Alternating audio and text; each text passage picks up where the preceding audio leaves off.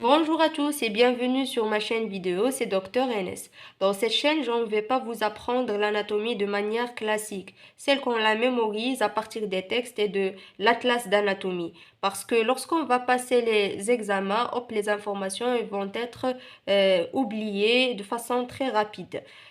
Donc l'objectif de ma chaîne, c'est de faire ancrer les informations anatomiques dans vos têtes et dans vos neurones et le fait de comprendre l'anatomie à partir de son origine, reconstruire chaque structure à partir de développement embryologique. Et c'est exactement pour cette raison que je débute par cette vidéo. Cette vidéo n'est pas une fin en soi, mais c'est une vidéo préparative parce que dans les prochaines vidéos, je vais analyser la coupe de Charcot, la vue de profil, la vue médiale, la vue latérale, mais pas comme on les voit habituellement en anatomie descriptive. Donc, je vais les reconstruire étape par étape à partir de l'embryologie. Ou autrement dit, au lieu de voir une image figée dans un atlas d'anatomie, on va comprendre comment cette image s'est construite. Et pour faire ça, il faut d'abord comprendre la genèse du système nerveux en général. C'est pour cela qu'on va aborder quelques généralités concernant l'embryologie du système nerveux. Alors, comme vous savez, après la fécondation, on aura une division cellulaire qui est illimitée et cela, il va favoriser la formation d'un ensemble de cellules qui vont se regrouper et ils vont donner un aspect qui est sphérique. Cet aspect sphérique, ça s'appelle morula. Bien sûr, cette structure ne va pas rester comme ça, il ne va pas garder la configuration tridimensionnelle, mais il va être tassé par la pression qui règne au niveau de la lumière utérine. Et donc, ils vont donner par la suite une structure bidimensionnelle qui est discoïde. C'est ce qu'on appelle le disque embryonnaire. Alors, au stade de morula, les cellules ne sont pas encore différenciées. Ça reste le même type cellulaire, mais seulement on aura de la prolifération avec de la division cellulaire. Après, lorsqu'on aura le phénomène de tassement, les cellules vont être compactées, vont être serrées, et cela il va favoriser de la sécrétion d'une substance qui va participer dans la différenciation cellulaire. Et donc, on va obtenir à partir de ces cellules deux types cellulaires. Donc le premier type, c'est l'épiblaste qui va occuper la zone supérieure, alors que le deuxième type, ça sera l'endoblaste qui va occuper la zone inférieure. Donc ce que je vous ai représenté là-bas en bleu, c'est l'épiblaste et en rose, l'endoblaste. Alors, à ce stade, on a deux couches cellulaires. Mais ces deux couches cellulaires vont donner par la suite où ils vont se transformer en trois couches cellulaires. Comment? Alors, entre l'épiblaste et l'endoblaste, il existe un espace qui est vide. Donc, prenons à titre d'exemple ce marqueur qui est en bleu, l'épiblaste, et ce marqueur mauve, l'endoblaste. Donc, entre les deux, ça existe un tout petit espace qui est vide. Cet espace va être comblé par des cellules. Mais d'où vont venir ces cellules? Ils vont venir de la couche épiblastique. Pourquoi? Parce que le potentiel prolifératif de l'épiblaste, il est très élevé. Et donc, par la suite, les cellules, au fur et à mesure qu'ils vont se proliférer, ils vont se compacter, ils ne vont pas retrouver assez d'espace et ils vont se retrouver serrés. Donc, ils vont chercher un autre espace qui est un petit peu vaste pour être soulagés. Et donc, ils vont migrer. Et où ils vont migrer? Ils vont migrer vers l'espace qui est vide là-bas. Mais par quelle voie? Donc c'est par l'intermédiaire d'une fissure. Donc c'est une sorte d'invagination qui permettra la pénétration des cellules de la couche épiblastique et comme ça ils vont tomber dans le vide qui est entre les deux couches cellulaires. Et comme ça, on va obtenir trois couches cellulaires. Et au fur et à mesure qu'on aura de la migration de une catégorie des cellules de l'épiblaste, cette catégorie, il va se transformer ou bien se différencier en d'autres types de cellules. C'est des cellules qui sont de type mésodermique. Et le reste qui reste au niveau de la surface superficielle, ça va se transformer en des cellules qui sont appelées ectodermiques. Donc par la suite, on va obtenir trois couches cellulaires. La couche la plus superficielle, c'est l'ectoderme. La couche moyenne, c'est le mésoderme. Et la couche inférieure, c'est de l'endoderme. Alors, j'ai oublié de vous mentionner que cette fissuration ou bien l'invagination par laquelle vont passer les cellules épiblastiques, ça s'appelle la lignée primitive. Après, vers la fin de la migration des cellules, on aura de la dégression de cette ligne et bien sûr, on n'aura pas cette fissuration, donc il va être comblé. Et en même temps, on aura de la fragmentation de la zone intermédiaire ou bien de la couche intermédiaire en des segments. Pour visualiser ces segments, je vous ai représenté là-bas une coupe qui est frontale de disque embryonnaire pour comprendre qu'est-ce qui se passe. Alors, ici, c'est ce qui est représenté en bleu, c'est l'ectoderme. Et ce qui est représenté là-bas en vert, c'est le mésoderme. Et cette couche qui est en noir, c'est l'endoderme. Donc la couche ici en vert ou le mésoderme, vous allez constater qu'il est fragmenté en des segments. On va essayer de décoder ces divers segments. Alors la structure centrale là-bas qui a un aspect circulaire à la coupe frontale, mais normalement à la vue de profil, c'est une structure en forme de corde. Donc cette structure, ça s'appelle le mésoderme axial. Et à l'intérieur duquel on aura de regroupement des cellules avec formation d'un épicissement qui participe à la formation d'une corde. C'est ce qu'on appellera la notocorde.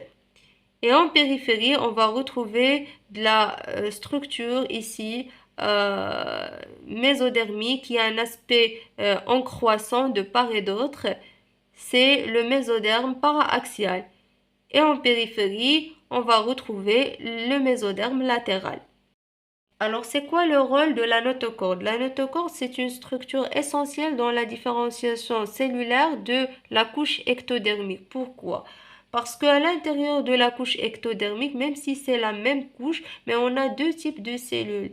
Et on a des cellules qui gardent à l'intérieur de leur noyau des gènes qui ont la capacité de garder la cellule stable et accolée au niveau de la membrane basale.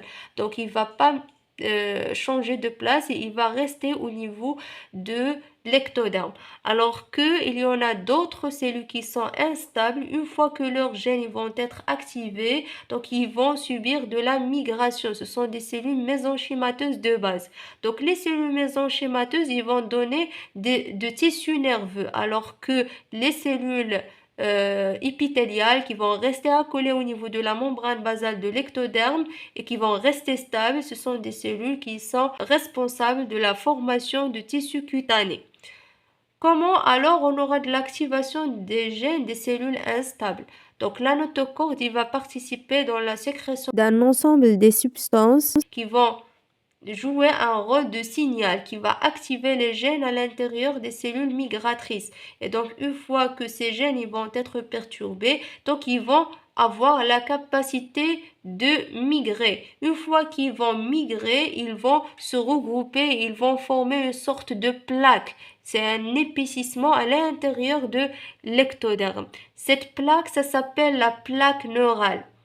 Donc, une fois que la plaque neurale il va être formée, cette notocorde il va jouer le rôle comme d'un aimant.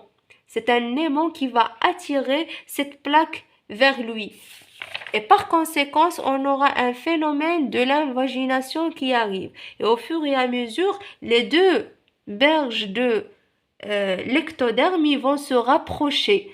Alors que la plaque neurale va être arrachée de cette surface ectodermique. Et on aura comme conséquence ce schéma-là.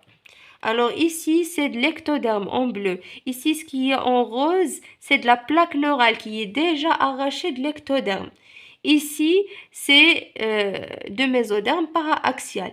Ici, c'est de mésoderme latéral. Et là-bas, on aura du mésoderme axial et à l'intérieur duquel on va retrouver la notochorde.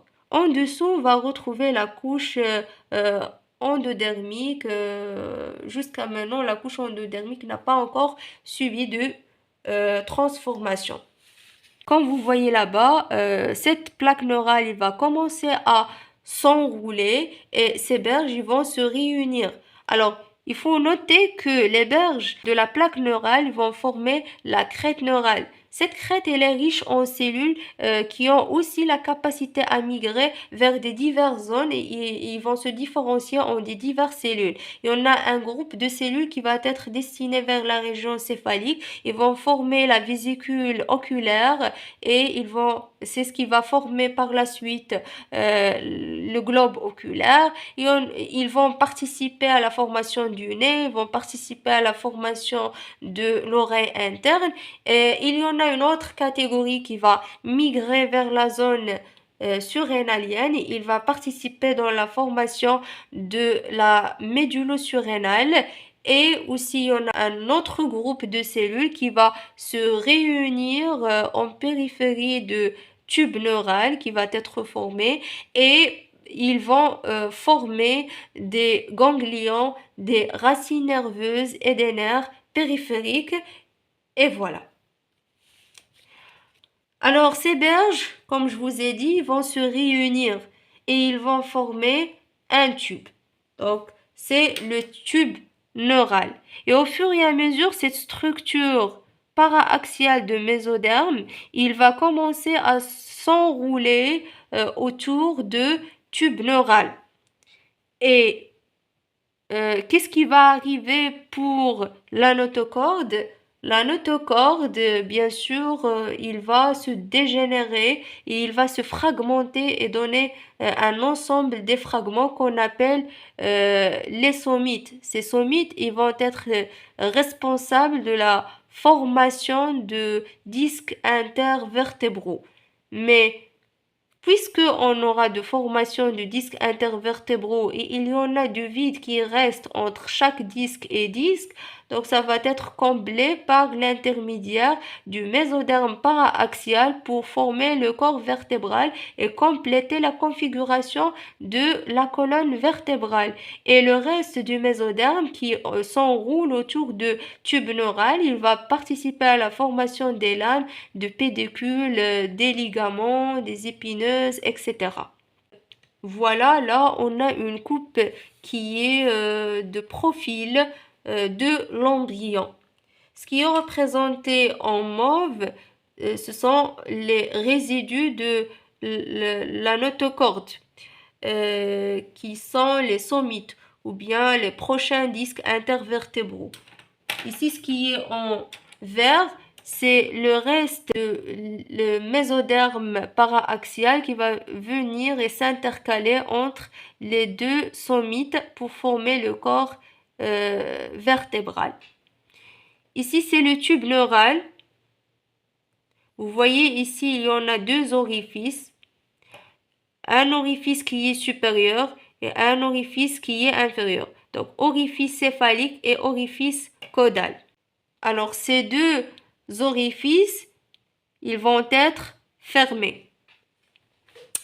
Et au fur et à mesure, on aura une augmentation de la taille de la région céphalique. Et par la suite, le tube neural va être subdivisé en deux parties. Une partie qui est fine, c'est ce qui va former le tube neural caudal et une partie supérieure qui est gonflée, c'est le tube neural céphalique. Donc le tube neural céphalique il va participer dans la formation du tronc cérébral, le cervelet, le cerveau, etc. Alors que la partie caudale du tube neural qui est fine va former la moelle spinale. Alors par conséquent, la région céphalique va être subdivisée en trois vésicules. Une vésicule qui est antérieure, prosencéphale, lorsqu'on va entendre le préfixe pro, c'est-à-dire qu'il y en a quelque chose qui est en avant. Donc prosencéphale. Mésencéphale, méso, va être dérivé de médium, c'est-à-dire quelque chose qui est localisé au niveau de la région moyenne. Mésencéphale. Et on aura rhomboncéphale.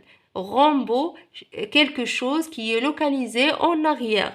Donc, on l'appelle comme ça puisque le rhomboencéphale, il va participer à la synthèse de l'ensemble des structures de névrax qui vont être localisées au niveau de la fosse cérébrale postérieure. Après, on aura, chaque vésicule va se déformer, à part que la vésicule mésencéphalique va rester la même. Alors, le prosencéphale va être subdivisé en deux structures, le télencéphale et le diencéphale. Alors, la vésicule télencéphalique va pas rester une seule vésicule, mais elle va être subdivisée en deux. Il va se subdiviser en deux, il va donner deux vésicules télencéphaliques au lieu d'une seule vésicule. Et puis, par la suite, on aura la deuxième vésicule qui va être formée à partir de prosencéphale, c'est la vésicule diencéphalique. Alors que le rhomboencéphale, il va être subdivisé en deux vésicules. La vésicule métencéphalique qui va participer à la formation à la fois du pont de tronc cérébral ainsi que du cervelet. Donc, il a un préfixe métaux qui indique quelque chose qui va subir des transformations excessives, puisque cette vésicule il va se transformer beaucoup pour donner deux structures anatomiques. C'est le pont et le cervelet. Et on a le myélencéphale, myélo. Lorsqu'on va entendre myélo, c'est-à-dire que quelque chose qui est médulaire. Et donc, automatiquement, ce qui tombe à la tête, c'est que cette structure va ressembler à la moelle spinale. Et donc, c'est pour cela qu'il va former une portion qui est proche par rapport à la moelle spinale. C'est ce qui va donner la prochaine moelle allongée du tronc cérébral. Le mésencéphale, ou la vésicule mésencéphalique va rester la même, il ne va pas se subdiviser en deux vésicules. On aura une seule vésicule mésencéphalique. Donc, la vésicule mésencéphalique va être responsable de la formation de l'étage supérieur de tronc cérébral, alors que le métencéphale, il va former l'étage moyen du tronc cérébral avec le cervelet, et le myélencéphale va former la moelle allongée ou la partie inférieure du tronc cérébral. Ici, la vésicule télencéphalique ou bien les deux vésicules télencéphaliques ils vont participer à la formation de deux hémisphères cérébraux. Alors que le diencéphale, il va former le troisième ventricule avec la substance grise en périphérie. Donc, il va former le prochain diencéphale qu'on reconnaît. Voilà pour aujourd'hui, je pense que je dois m'arrêter là-bas pour ne pas vous charger beaucoup par les informations et comme ça sera plus accessible à la compréhension. Alors aujourd'hui, on a parlé en général sur le développement embryologique du système nerveux. Mais dans les prochaines vidéos, on va discuter en détail comment chaque vésicule va donner les structures anatomiques et les coupes anatomiques qu'on reconnaît sur l'atlas d'anatomie. Alors j'espère que c'est clair pour vous. Remember, on this channel our purpose is simple. Think the medicine differently, map the mind and master the art of medicine. See you later in the next video. Au revoir, كانت معكم دكتور إنس.